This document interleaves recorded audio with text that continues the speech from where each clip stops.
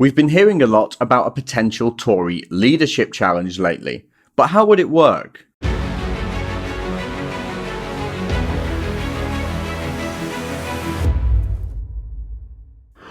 Poll after poll is showing us that the people of Britain just think that the government's doing a really bad job on Brexit, and Theresa May's approval ratings hit a record low just 4 days ago. So naturally, people are thinking about a Tory leadership contest. If you're from outside the UK, you should know that we don't elect a Prime Minister. We vote for members of Parliament, and whoever's the leader of the party who's got the most seats or has a majority in Parliament becomes the Prime Minister. So a Tory leadership challenge within the party means that they get to choose a new Prime Minister. And the Brexit crowd is hoping that if that process happens, then we could end up with a new Brexit Prime Minister, a Brexiteer PM. And today I wanted to break down the process of the leadership challenge, if it were to happen, how it works in the Tory party, and whether realistically this is even on the cards.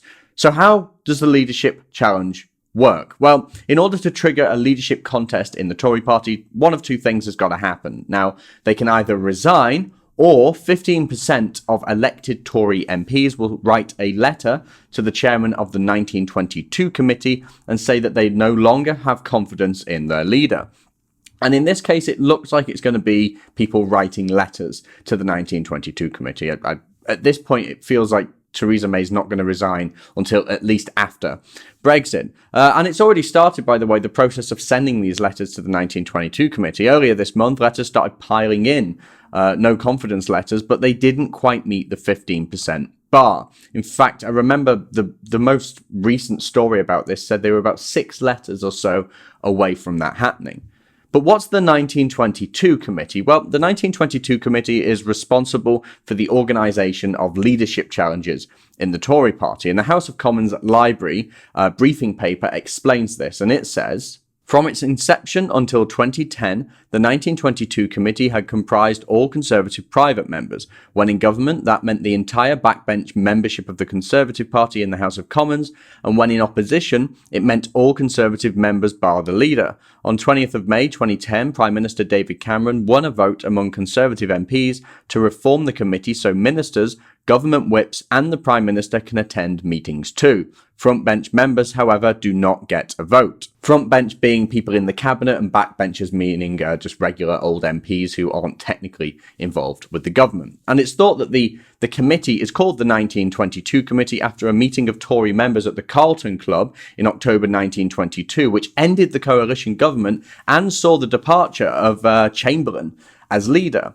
So now the question is, will there actually be a leadership challenge? Well, let's not forget that the last challenge for leadership wasn't that long ago when David Cameron resigned, and it was a bit tight, actually. It looked as though it was going to be Theresa May or Andrea Leadsom, and then Andrea Leadsom dropped out. And there are only months to go now, by the way, until Brexit. It's literally just months until the Brexit deadline. So if this were to happen, if there was going to be a leadership challenge, then it's a pretty big move, a pretty serious move, which is why they haven't hit, I think, the 48 required MPs, because I think most MPs just know how serious things are right now with Brexit on the table. And let's say that there is a leadership election. Let's say there's a challenge. Who realistically is going to win? Is it going to be a Brexiteer or is it going to be another Remainer? Because most Tories, let's not forget, are Remainers. They might now say they're willing to accept the result of the vote and go along with Theresa May, etc., who all say that they are now working for Brexit.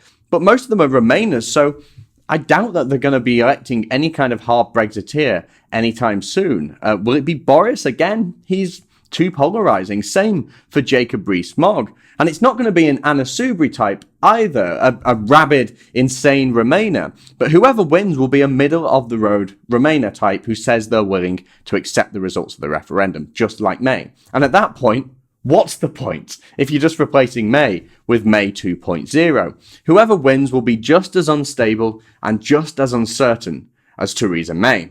And there's also another issue, and that's democracy. Let's not forget, I explained earlier how our parliamentary system works. We don't have to elect a prime minister, but can the government really claim a mandate when, first off, they don't have a majority in the House of Commons? They're basically running a minority government propped up by the DUP, Confidence and Supply deal.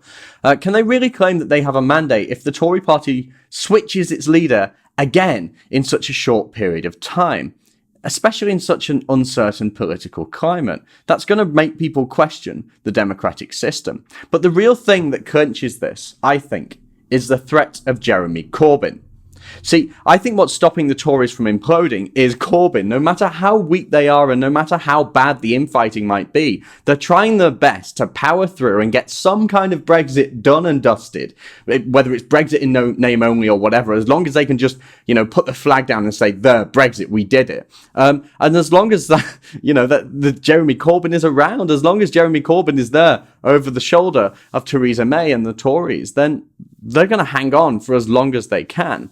So will there be an election anytime soon? Well, will there be a leadership election anytime soon? I don't know. But if there was, maybe there'd be another general election. And if there's another general election, then that means that Jeremy Corbyn could gain a few seats and potentially form his own minority government. As I say, that's why the Tories are hanging on so desperately. I think really things are piled up against the Tories at this point, and I think a leadership election is probably the worst thing that they think they could do. And I think it makes a lot more sense for people like Jacob Rees-Mogg to work with the European Research Group, the ERG, in the background and push the government on Brexit. Because in all honesty, I don't think we're ever going to get a Brexiteer PM, at least in the next year or two. But who knows? Brexit's changed everything. And it could be that as soon as the summer recess is over, it could be days until that leadership challenge is triggered.